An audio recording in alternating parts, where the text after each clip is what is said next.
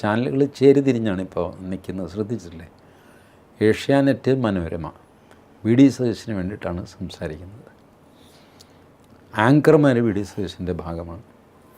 V D സതീശന് ഇന്ന negatives ഉണ്ട് എന്ന് പാനൽ ചർച്ചയിൽ ആരെങ്കിലും പറയാൻ ശ്രമിച്ചാൽ അയാളെ ആങ്കർ അങ്ങ് ആക്രമിക്കും.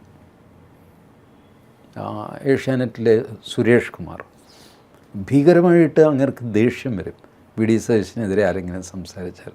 അതെന്താണ് ഇങ്ങനെ ചെയ്യുന്നതെന്ന് പറയുമ്പോൾ ഞാൻ എനിക്ക് ഇതിനകത്ത് താല്പര്യമൊന്നുമില്ല എന്നൊക്കെ പറയുകയും ചെയ്യും. ബട്ട് സുരേഷ് കുമാറിൻ്റെ ശരീരഭാഷയിൽ, വിനു വി ജോണിൻ്റെ, ഈ സിന്ധു സൂര്യകുമാറിൻ്റെ, ഇവരുടെയൊക്കെ ശരീരഭാഷയിൽ വി ഡി സതീശനോടുള്ള സപ്പോർട്ട്, ചായ്വ് വ്യക്തമായിട്ട് കാണാം. മനോരമയെ അതുപോലെ തന്നെ. കെ സി വേണുഗോപാലിൻ്റെ കൂടെയാണ് Big T V. Big T വിയാണ് വി ഡി സതീശൻ്റെ വീഡിയോ പുറത്തുവിട്ടത്. വി ഡി സതീശൻ മംഗലാപുരത്ത് പോയി, അത് മറ്റൊരു ചാനലും തൊട്ടില്ല. ശ്രദ്ധിച്ചോ? കാരണം മറ്റ് ചാനലുകളെല്ലാം മീഡിയ വൺ അടക്കം വി ഡി സതീശൻ ഭാഗത്താണ്.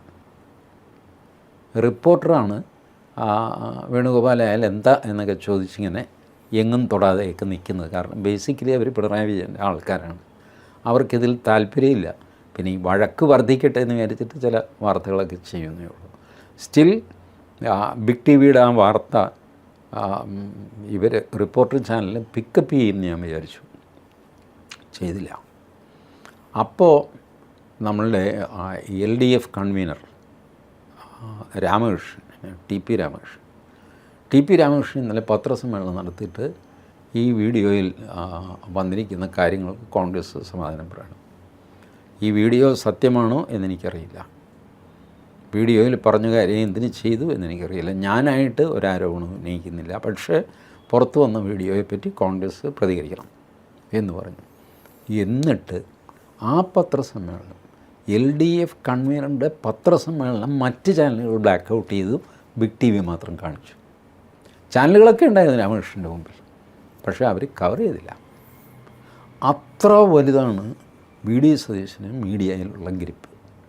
ഈ ഗ്രിപ്പാണ് മറ്റുള്ളവരെ ദേഷ്യപ്പെടുന്നത്. പടനായകൻ, എന്ത് പടനയിച്ചു ഇന്ന് ചെയ്യുന്ന വി ഡി സതീശൻ ഒരു മാധ്യമ സൃഷ്ടിയാണ് എന്ന് കോൺഗ്രസ്സിലെ ഉത്തരവാദപ്പെട്ടവർക്ക്, തലയ്ക്കുള്ളവർക്കൊക്കെ അറിയാം. ഒരു മാധ്യമ സൃഷ്ടിയാണ് വി ഡി സതീശൻ, അല്ലാതെ അതിനപ്പുറം ഒന്നുമില്ല. വി ഡി സതീശൻ എന്താ കേരളം മൊത്തം നടന്ന് തെരഞ്ഞെടുപ്പ് പ്രചരണം നടത്തിയോ? ഇല്ല, ഇവരാരും ചെയ്തില്ല. വി ഡി സതീശൻ പറവൂര് കിടന്ന് വെള്ളം കുരുകയായിരുന്നു. കഴിഞ്ഞ തവണത്തെ ഭൂരിപക്ഷം ഇല്ല ഇത്തവണ വി ഡി സതീശൻ. ജയിച്ചത് ഭാഗ്യം, ആ ഓളത്തിലങ്ങ് ജയിച്ചു പോയത്, ചിലപ്പോൾ തോറ്റുപോയാൻ. ഇങ്ങനെയുള്ള വി ഡി സതീശനെ പൊയ്ക്കാലിൽ പൊക്കി നിർത്തുന്നത് മീഡിയയാണ് എന്ന് കോൺഗ്രസ്സിലെ മറ്റുള്ളവർക്കറിയാം. അതുകൊണ്ടാണ് അവർ സ്റ്റേണായിട്ട് പറയുന്നത് പറ്റില്ല, ഈ മാധ്യമ സൃഷ്ടി ചാനലുകൾ പറയുന്നിടത്ത് മന്ത്രിസഭ ഉണ്ടാക്കാൻ പറ്റില്ല. ചാനലുകൾ പ്രൊജക്റ്റ് ചെയ്ത ഒരാളിനെ മുഖ്യമന്ത്രി ആക്കുകയും വേണ്ട. ഇതാണ് അവർ ടഫാകാൻ കാര്യം, പ്രത്യേകിച്ച് കെ സി വേണുഗോപാലൊക്കെ. രമേശ് ചെന്നിത്തല ഇതിനിടയ്ക്ക് നിസ്സഹായനായി പോവുകയും ചെയ്തു.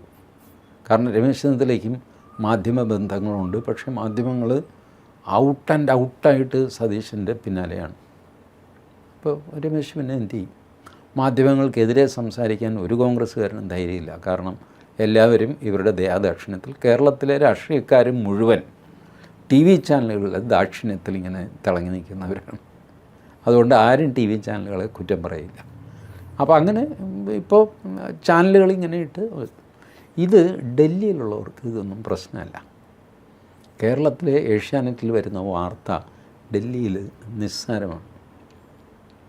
3 ദിവസം നമ്മൾ ഡൽഹിയിൽ താമസിച്ച് കഴിഞ്ഞാൽ കേരളം പിന്തള്ളിപ്പോവും, നമ്മളുടെ പ്രിയോറിറ്റിയിൽ പിന്തള്ളിപ്പോവും.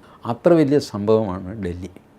ഇവിടെ ഈ മസിൽ പിടിപ്പിക്കുന്ന ആൾക്കാരൊക്കെ ഡൽഹിയിൽ പോയി കഴിഞ്ഞാൽ പട്ടി പോലും തിരിഞ്ഞു നോക്കാനുണ്ടാവില്ല.